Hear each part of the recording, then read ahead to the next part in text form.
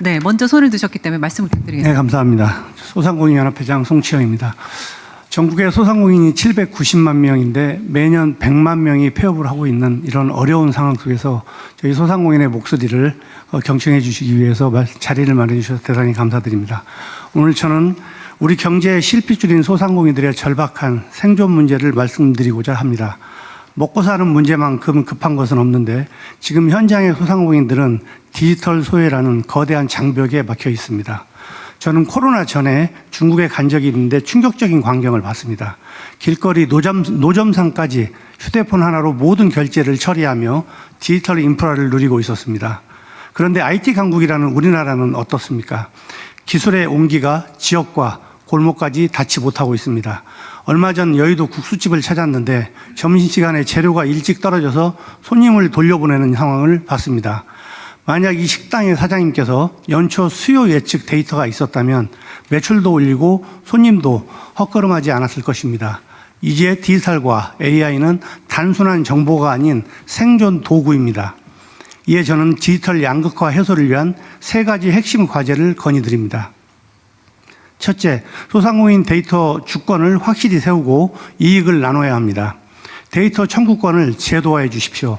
내 가게에서 나온 결제 데이터만큼은 사장님이 직접 받아서 단골 관리와 마케팅에 쓸 수 있게 법적 근거를 만들어야 합니다. 데이터 이익 공유를 실현해야 합니다. 플랫폼이 소상공인 데이터를 가공해 수익을 낸다면 그 이익의 일부는 데이터 생산자인 소상공인에게 배당 형태로 돌아가야 마땅합니다. 그리고 플랫폼의 책임을 강화해야 합니다. 쿠팡 사태 같은 정보 유출 시 소상공인이 안심하고 장사할 수 있도록 명확한 피해 보상 체계를 갖춰주십시오. 둘째, 민관 데이터 개방 체계를 만들어 정보 비대칭을 해소해야 합니다. 플랫폼 기업이 데이터를 정부나 지자체에 개방하면 파격적인 혜택, 예를 들면 데이터 인센티브를 주어 참여를 이끌어야 합니다. 또한 개방된 데이터와 공공 데이터를 결합해 누구나 우리 동네 상권 흐름을 한눈에 볼 수 있는 디지털 지도를 제공하고 홍보가 필요하다고 생각합니다. 셋째, 지역화폐 앱을 고도화하고 맞춤형 교육을 지원해야 합니다. 지역화폐 앱을 공공 플랫폼으로 키워주십시오. 결제뿐 아니라 예약, 오더 기능을 넣어 노쇼와 먹튀를 예방하고 날씨와 유동인구 데이터를 결합해 사장님들께 AI 경영 비서 역할을 하도록 업그레이드해야 합니다. 또한 몰라서 못 쓰는 일이 없도록 지역 대학과 지자체가 협력해 업종별 맞춤형 디지털 교육 거버넌스를 구축해 주십시오. 존경하는 대통령님, 디지털 전환과 AI 시대에서 소상공인들이 구경꾼이 아니라 당당한 주인공이 될 수 있도록 국가가 적극적인 버팀목이 되어 주십시오. 우리 소상공인들도 변화 앞에 멈춰서지 않겠습니다. 현장의 목소리를 혁신의 동력으로 삼아 병원연세 대한민국 대도약의 든든한 동반자가 되겠습니다. 골목상권의 디지털 양극화를 해소하고 상생의 토대를 닦을 수 있도록 각별한 지원을 부탁드립니다. 감사합니다.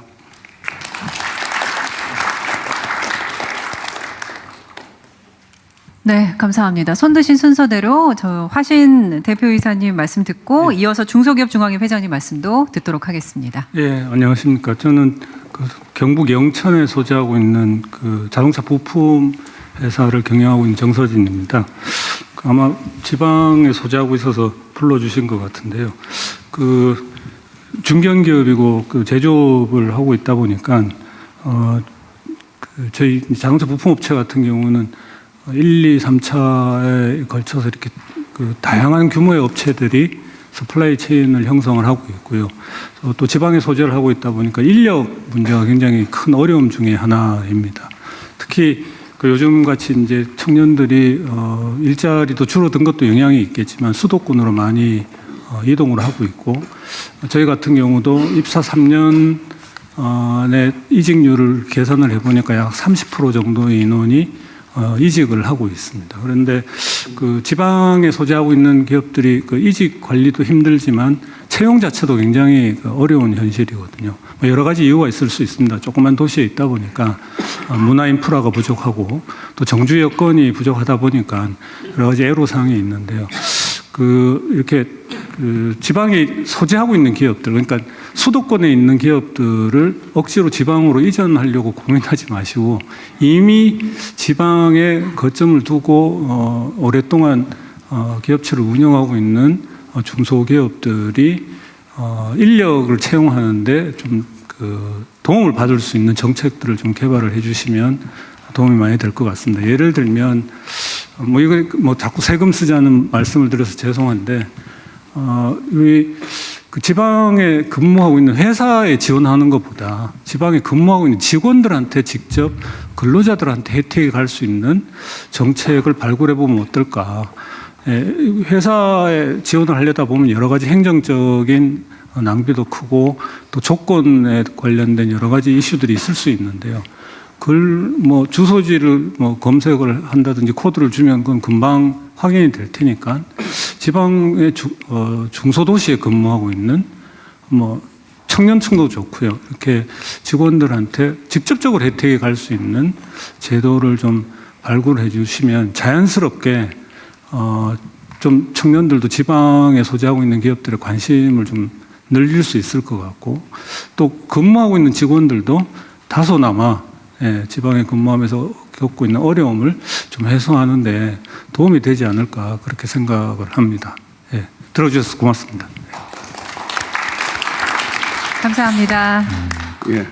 이 지적은 정말 의미 있는 지적인 것 같아요. 저도 평소에 좀 생각했던 부분이기도 한데 예를 들면 채용, 고용 지원을 할 때 지금 회사를 지원해서 근로자들한테 간접적으로 지원하는 경우가 많은데 근로자에게 직접 지원을 해야 체감도 되고 그죠? 그렇죠. 그리고 행정적으로 훨씬 간편할 것 같습니다. 어쨌든 세금 관리를 하니까. 예.